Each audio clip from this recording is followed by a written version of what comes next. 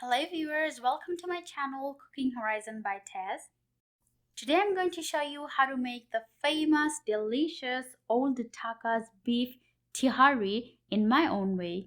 This core dish right here represents the heritage of Bangladeshi cuisine. It's been loved and appreciated by people for many decades now. Cooking this Tehari involves a few steps. You start with marinating your beef first, then you cook the beef, and then you put all of it together with the rice to get your final outcome. Before we get to the recipe, please do not forget to subscribe to my channel. Also hit the bell icon for instant notifications every time I upload a video. Please also share with your friends and family. Thank you.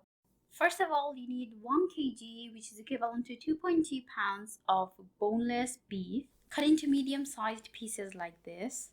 Usually smaller pieces are used for tehari, but I like to keep it a decent size, that way the meat stays tender once cooked. You need 1.5 tablespoons of ginger paste, 1.5 tablespoons of garlic paste, 1 tablespoon of bird's eye chili paste. Bird's eye chili is known as kachamurit in Bengali. Mustard paste 1.5 teaspoons.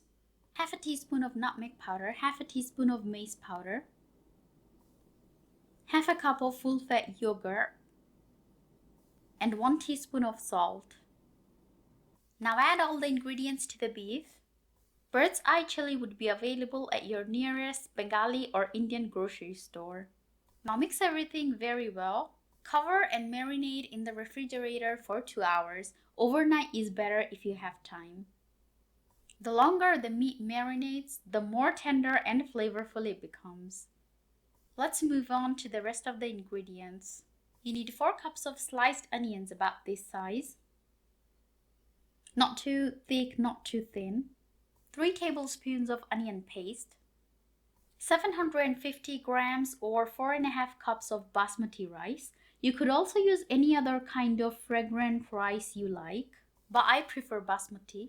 4 big pieces of bay leaves, 2 for cooking the beef, 2 for rice. 4 pieces of cinnamon sticks, 2 for beef, 2 for rice.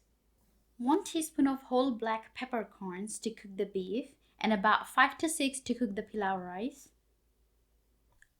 5 to 6 pieces of cloves for the beef and 3 to 4 for the pilau rice.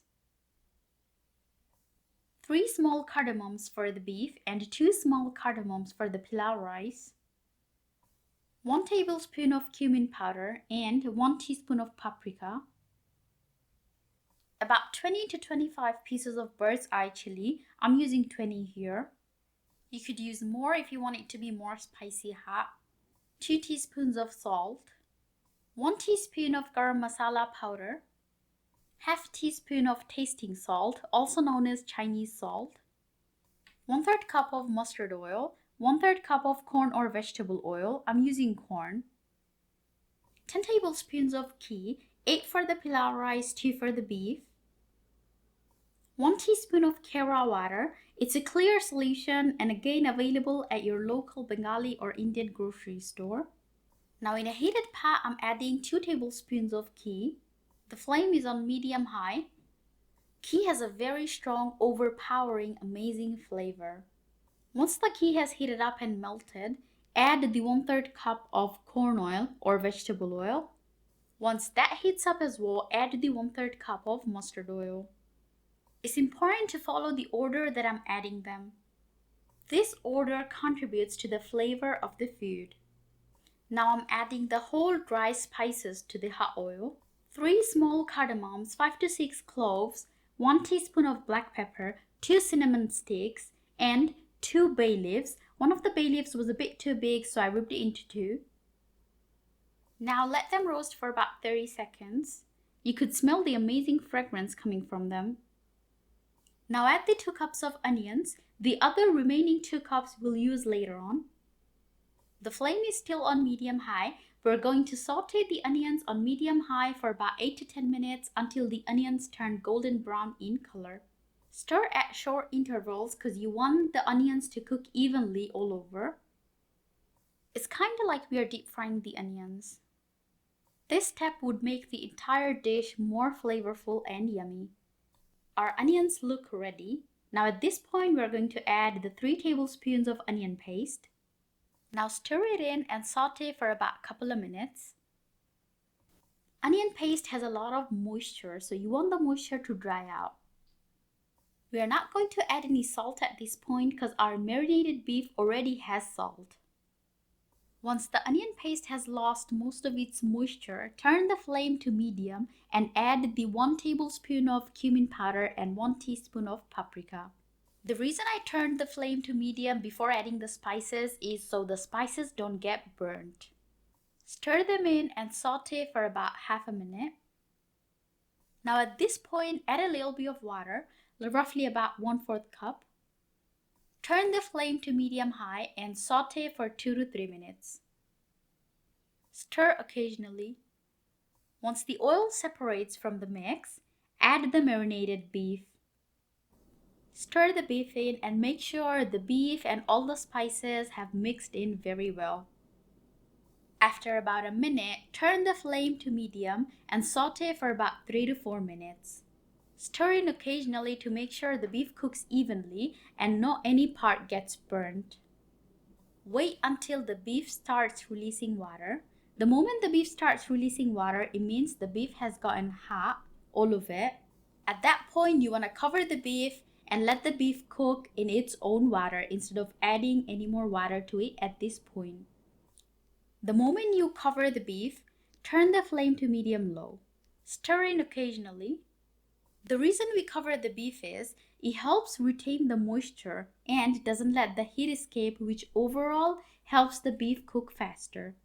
It's important to note that yogurt also helps cook meat faster. And here we have added yogurt during the beef marination, so this is also going to help increase the rate at which beef cooks. Once the oil in the mix separates, it means the extra water has dried out. Since the beef is not tender enough still at this point, I'm going to add about 3 to 4 cups of water, or enough water until the beef drowns itself. It's very important to add hot water. If you add cold water, the beef tends to become hard.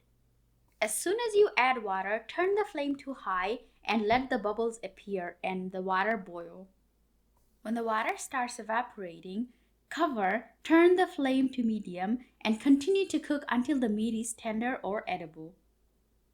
Check every now and then. Stir occasionally. Once the gravy has reduced significantly, insert a fork, take out a piece of meat to check if the meat has been well done or requires further cooking. If it still requires further cooking, then you could add more water at this point and continue to cook.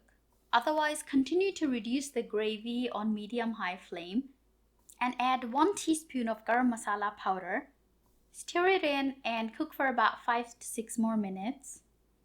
Once the gravy reaches a consistency where it's thick enough but there is no unnecessary moisture remaining and also the oil has separated, this indicates our meat is done. You could turn the stove off, cover it, and put it aside.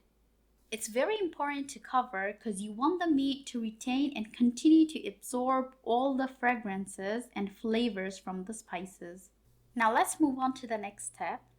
In a big heated pot, big enough so it could accommodate both the rice and the meat, add 8 tablespoons of ghee. 8 tablespoons is equivalent to half a cup.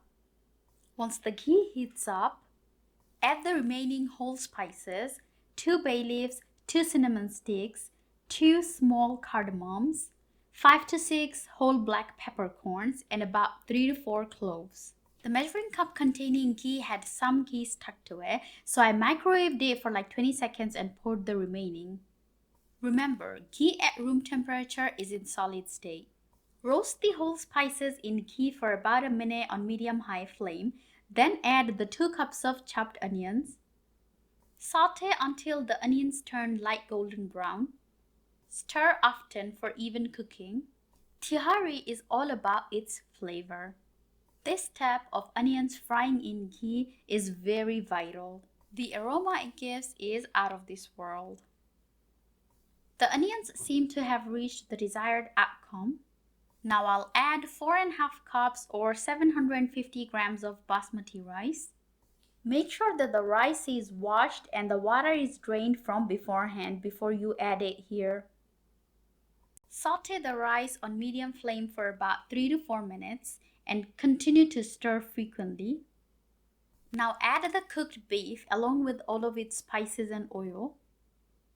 Mix well and continue to saute for about another 3 to 4 minutes. Keep stirring very frequently.